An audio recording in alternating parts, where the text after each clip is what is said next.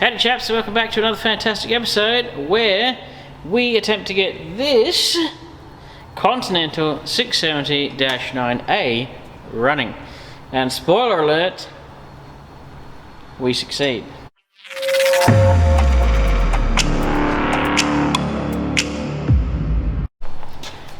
Alrighty, I was going to do an intro doing it a bit like this, going, "Hi, welcome to your purchase of a Continental W-670-9A engine. You will find it a monster of power. Let's run you through it." Not really. You get a DVD with a sales pitch and that you go, "Hi, welcome to your new purchase. You have purchased this." Except I'm a little bit rubbish at them. So I thought I'd do this video as one, I got them, we get it running. Spoiler alert. And two, there is such little information on how to make one of these run. Well, there is and there isn't. What I have found in my experience is the only people who know how to make this run don't willingly give out the information unless they're bribed. Or they'll say things like, "Oh yeah, it's not that hard." "Yeah, but where do you get the stuff from?" "Oh, you can get it." That isn't helpful. So I've had a lot of that. I've had to figure out a lot of it on my own, and I have spent so many hours reading the technical diagrams and manuals for these engines, and the Stewart manuals that someone uploaded online. So I have been able to work out how the hell this works. I got a little bit of help from one of the experts with the relation to the booster coil, because I didn't quite know how that works, and I'd rather not be electrocuted by something that can throw you across a room. So I was like, I got everything else sorted, I just needed to know how that works. And it turned out that I was following the directions of someone else who actually didn't have it wired up correctly. So I was copying their mistake because I didn't know it was wrong. So then I spoke to someone else and got the correct answer, and it does work now. So enough of that ramblings. Let's run you through it. Well, I don't know how long I've got a private for, so...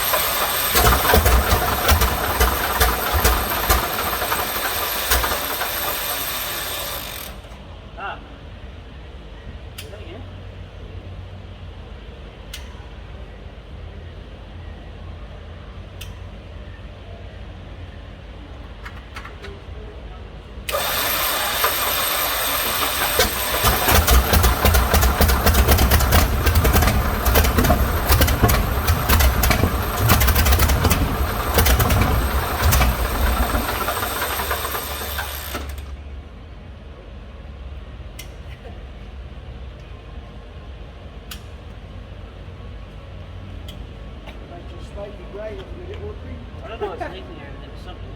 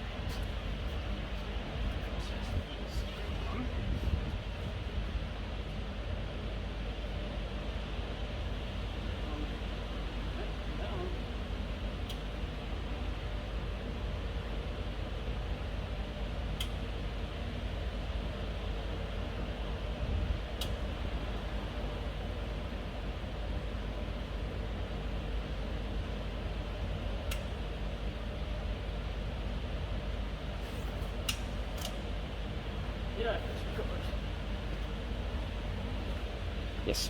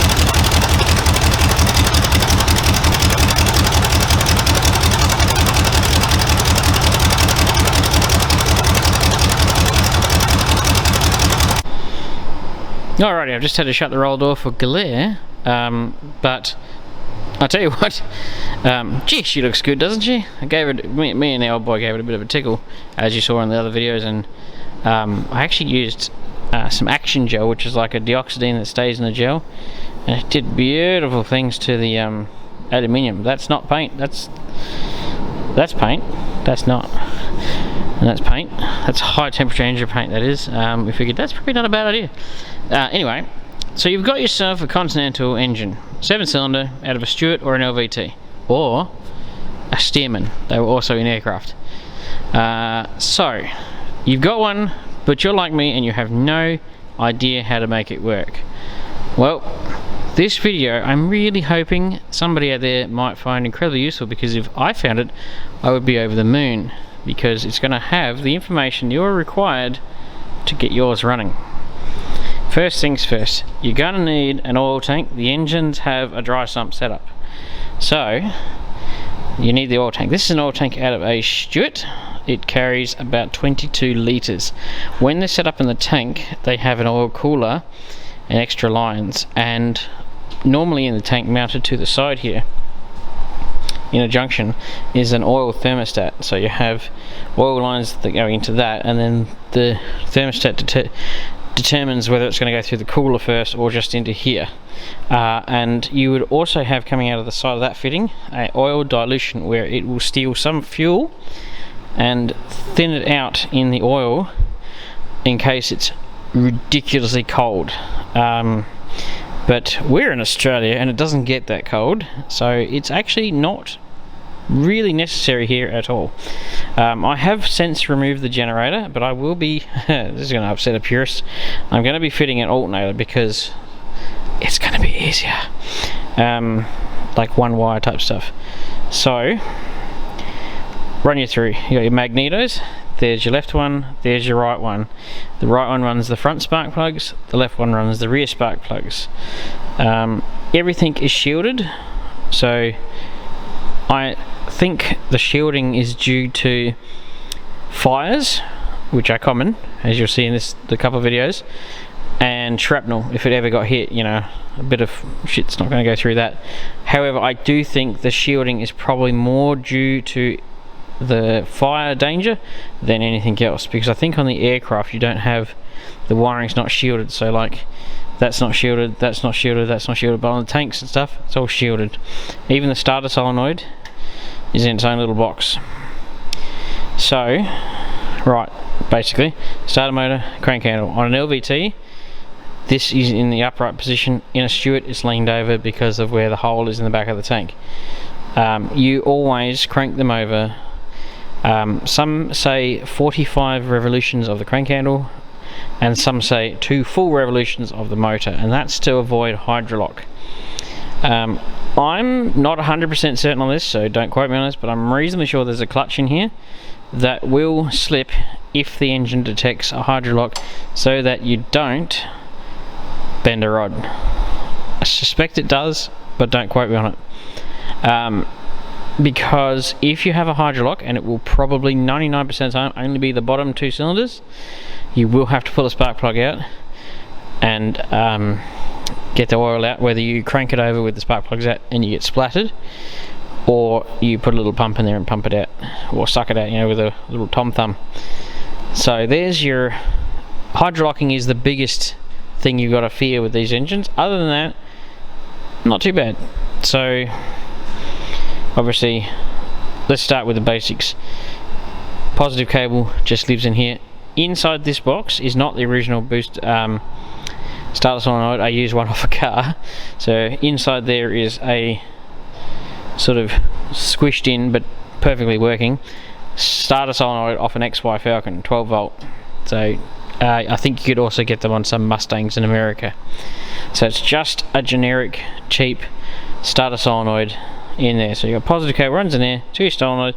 At the bottom is the obviously activator wire, and obviously goes to my button there, and it cranks. So then working our way down, we have our booster coil in here. Obviously that goes into a junction inside the thing. There's only one spot for it to go. Wire comes out, goes into here, and there's only earth through the body, positive down to that.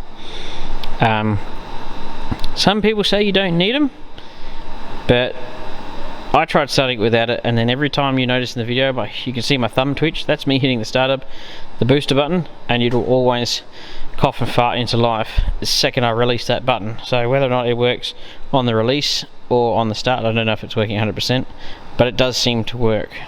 So you really need a booster coil, and all this system is 12 volts, so same as a car basically. The 9-cylinder radials in say a Lee and a Grant and some Shermans are a 24 volt system. I haven't figured that shit out yet, don't ask me. So this is just the 12 volt stuff for a Stewart. So, you know, positive out to the switch, burst through the body, piece of cake, press the button, should send a shower of sparks in there, off you go. I would recommend that you do have one, in my experience. I think if you could get it to spin faster, you could probably do without it, but it does help. So we've done starter motor, solenoid, booster coil, fuel priming system. Now for those playing at home who might have one of these and have no idea to get these lines, this is the Chinese, cheap Chinese aftermarket oil pump pressure gauges, like that one. It's the same line, same fittings, everything, so that's how you get them. Piece of cake to get. And then I've got so normally the fuel priming system would go to a little pump, so it would T-piece off the fuel line, and you'd prime it by hand pump 4 times thereabouts before you start it. So I didn't have that, couldn't get one in time. You can get them, eBay is the best place to get them, I've found, and you can put one of those in the system. But I've decided to cheat, and I've used the electric fuel pump that you can buy at any car parts store. It's just a 12 volt cheapy, low pressure, doesn't have to do anything except suck a bit of fuel. So it comes down into a T-piece here, then goes up here to a ball valve, which is shut off obviously, and this one's shut, is on the on position, so fuel goes into your carburetor through that fitting there, piece of cake. If you want to prime it, flick it that way, turn this one this way, flick the switch, listen for it, give it a couple of seconds, switch the pump off, turn them back, turn the fuel pump back on, should be pumping that, just no worries, and then hit the booster coil and off you go, it should start. This is your fuel pump normally, but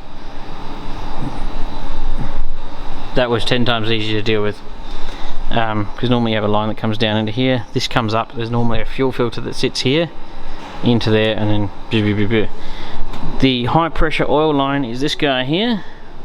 I think that's a low pressure for the governor. You have a check, I think it's a check valve, 2 of them in there.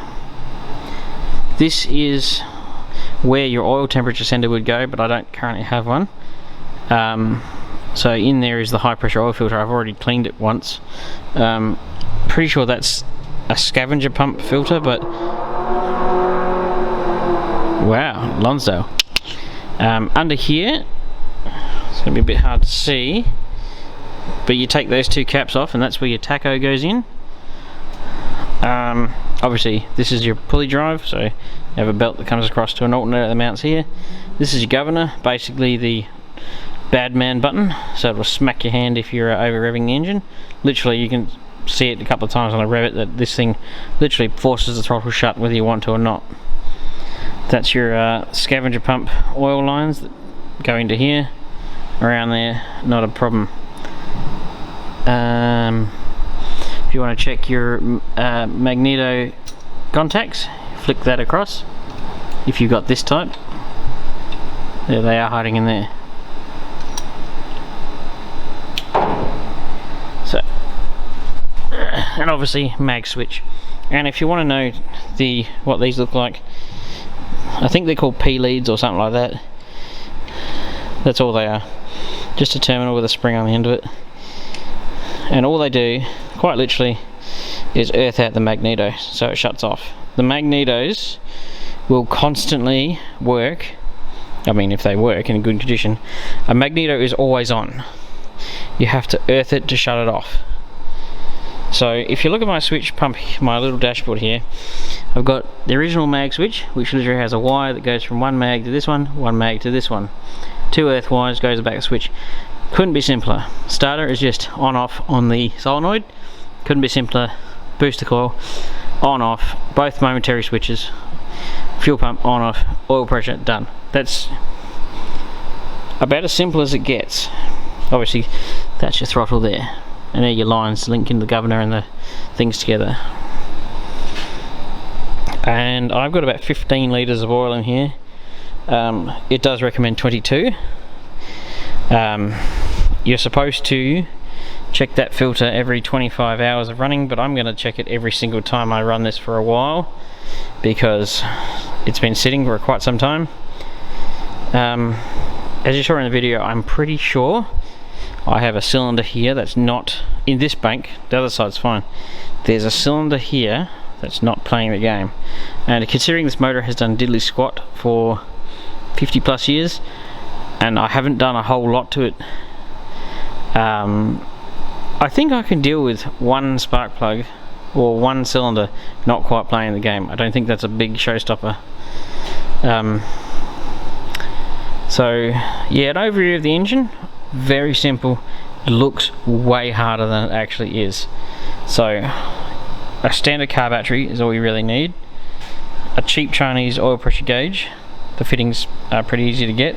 Literally most car parts, actually aside from this fitting in here, nearly everything came from a car parts store. I'm not even joking. Obviously my mag switch didn't, but the switches came from like Auto Pro, the gauge came from Car Parts Plus. So aside from one mag plug and the switch itself and the booster coil, obviously everything else came from a car parts store. So that's the information that the old boys don't tell you. You're like, yeah, you can get it. Yeah, but where? Okay, well I'll tell you. Walk into any, don't go to Super Cheap Auto.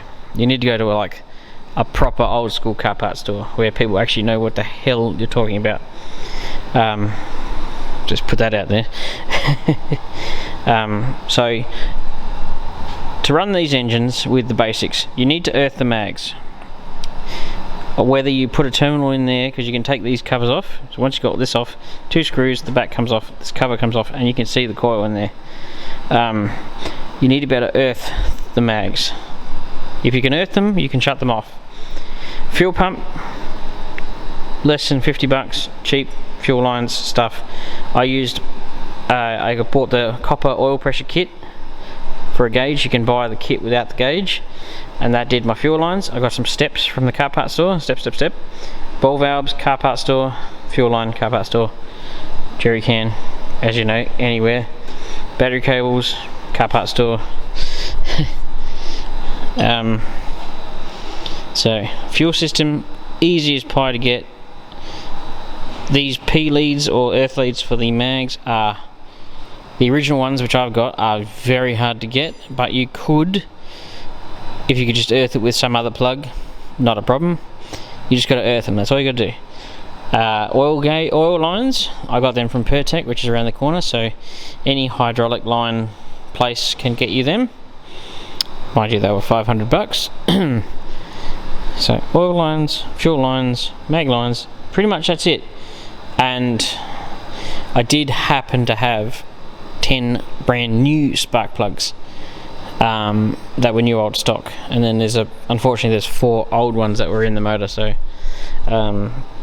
whether or not one of those isn't playing the game, but I suspect maybe I need to, I cleaned that mag up on the contacts, but maybe I need to clean this one up. But yeah, I don't know, something's not quite playing the game. There's a cylinder that's not quite happy on this side. I don't know which one it is, but we'll cross that bridge later. So there you go, there's your basic rundown. Hopefully this information will help you. I'm also using up nearly all of the original fittings. Somehow I managed to get them all. Obviously I don't have the original starter solenoid, it's just another generic one jammed in there, but it's in its original box. So yeah, I might be repeating myself, but you get that on big jobs. And obviously I used a standard LVT frame and modified the crap out of it. I blocked it up because you actually need to be able to get the carburetor off. That's actually another thing I should say. If you saw in my last video, one thing you need to check is make sure your carby doesn't have crap in it, and the linkages are free and functioning. And it's a good idea to check the governor as well. Just reminded myself here. So take this guy off, 4 bolts in the bottom here, undo him. These are a bit of a pain, but I just cut the line, get it off that way, undo the 2 nuts, governor comes off, looks a bit like a distributor on the bottom of it, and then that's out of your way. And then you've got 4 ridiculously hard to get to nuts, particularly the back ones on the carby, after you take the snorkel off, which is just 4 bolts. That snorkel comes off, and then your carby has to come off, and then it's a damn good idea to clean it out and have a look inside, like I did. And mine was pretty bad, and it works perfectly now, so it can all be done. And then replace as many gaskets as you can. I did the carby ones, did the governor, that one. Yeah, just replace your gaskets as you go. You can't buy the gaskets, so you try and recover the old ones, and then cut new ones on some gasket paper you can buy from a car parts store. So that's basically my rundown. So for an engine that has been silent for a longer than I've been alive by quite some time, and changed hands multiple times, I think we've done alright.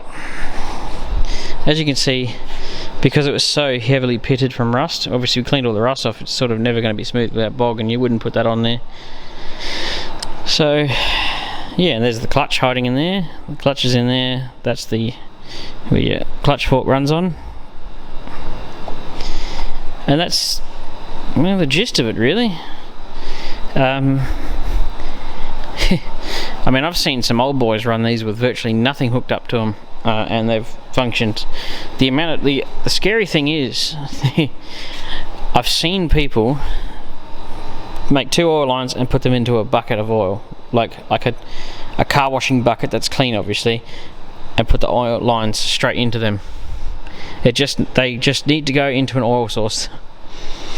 But the manuals do say every 25 hours of operation, check the filter, and I think it said something like every 30 hours you change your oil, but that all depends on what you do. And I am going to run an aftermarket external oil filter in the line soon, and just mount it over there somewhere and join the lines into it.